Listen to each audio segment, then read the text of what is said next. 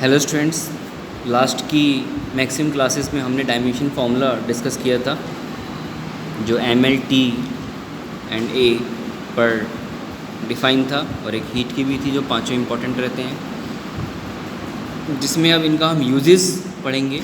Uses of dimensional equations जो हमने फॉर्मूले पढ़े हैं उनके अकॉर्डिंग डायमेंशनल इक्वेशंस में किस तरह से इनको ड्राइव किया जाता है।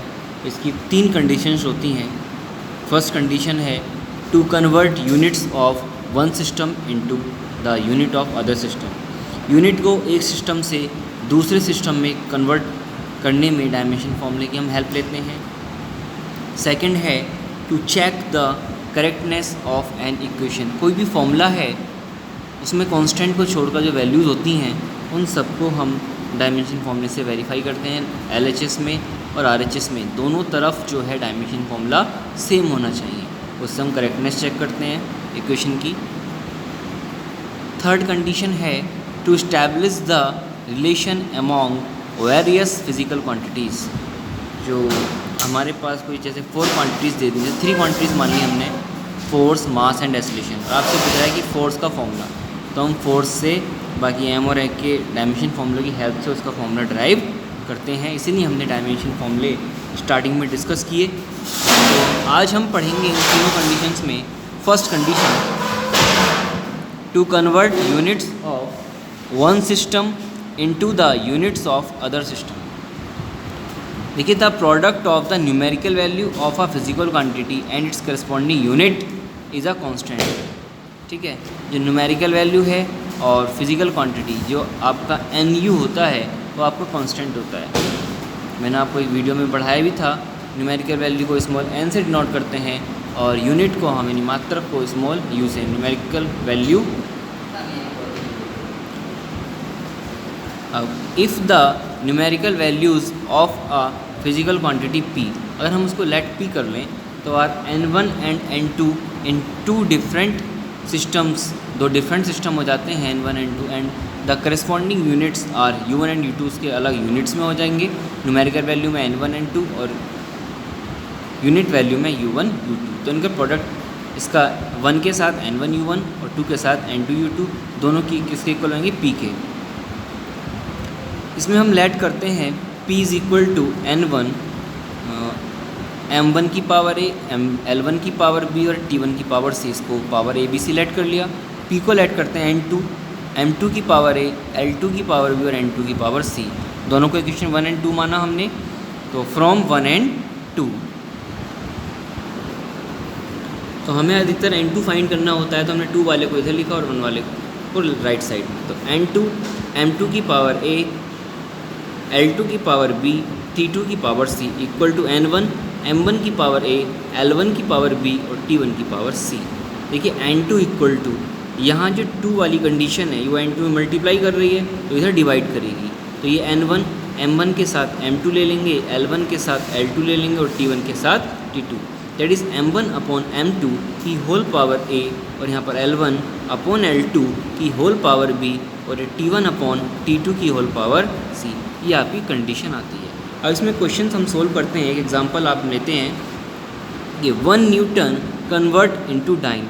हमें 1 न्यूटन को डाइन में कन्वर्ट करना है। ठीक है, न्यूटन तो है आपका MKS सिस्टम में और डाइन है CGS सिस्टम में। ठीक है, तो Newton is the unit of force.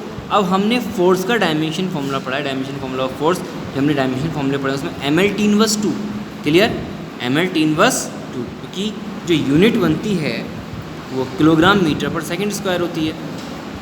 ठीक है, तो अब ये कंडीशन है N1 U1 equal to N2 U2। N1 की वैल्यू क्या है? 1 न्यूटन है, तो ये तो हो गया 1 न्यूटन इक्वल टू N2 आपको फाइंड करना है और U2 हो गया आपका dance. N1 equal to 1, N2 find करना है, U1 equal to M1 L1 T1 की पावर -2। डायमेंशन फॉर्मूला वही है, 1 के लिए 1 और 2 के लिए 2, और U2 is equal to M2 L2 T2 की पावर -2।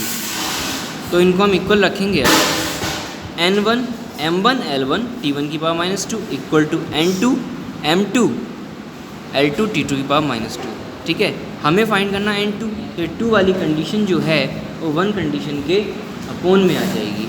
ठीक है, तो N2 इज इक्वल टू ये N1 m1 upon m2, L1 upon L2, इसकी भी पावर 1 है, इसकी पावर 1 है, पर यहाँ T1 अपॉन T2 की डायमेंशन वन में पावर -2 है, दैट इज़ -2 ये T1 अपॉन T2 की पावर -2, ठीक है। अब m1 तो न्यूटन के लिए है, ठीक है। अब यहाँ एक चीज़ ध्यान देंगे, देखिए न्यूटन यानी 1 किलोग्राम मीटर पर सेकंड स्क्वायर और डाइन 1 ग्राम सेंटीमीटर पर सेकंड स्क्वायर। ये तो हुआ 1 न्यूटन इज इक्वल टू, और ये हो जाएगा 1 डाइन इज इक्वल टू, ठीक है। तो ये हो जाएगा m1 के लिए 1 किलोग्राम, m2 के लिए 1 ग्राम, L1 के लिए 1 मीटर और L2 के लिए 1 सेंटीमीटर, T1 के लिए 1 सेकंड और T2 के लिए 1 सेकंड। तो ऊपर तो ये MKS, नीचे CGS, kilogram metre second gram centimetre second. अब हमें डाइन में कन्वर्ट करना है, तो सारी यूनिट को CGS में कन्वर्ट करना होगा। तो 1 किलोग्राम में 1000 ग्राम होते हैं, बाकी 1 ग्राम ऐसे ही, 1 मीटर में 100 सेंटीमीटर होते हैं, बाकी सेंटीमीटर ऐसे ही, 1 सेकंड, ठीक है, पावर -2।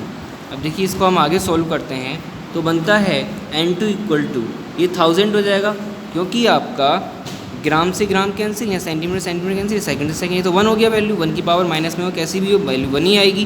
तो ये हो जाएगा 1000 मल्टीप्लाई 100 मल्टीप्लाई 1, 10 की पावर 1 2 3 4 5 5 जीरोज़ हैं, 10 की पावर 5, तो 1 न्यूटन इक्वल टू आपके पास आता है 10 की पावर 5 डाइन्स। ओके स्टूडेंट्स, मिलते हैं नेक्स्ट क्लास में, इसको अच्छे से स्टडी कर लें और कोरोना से बच के रहें, ठीक है।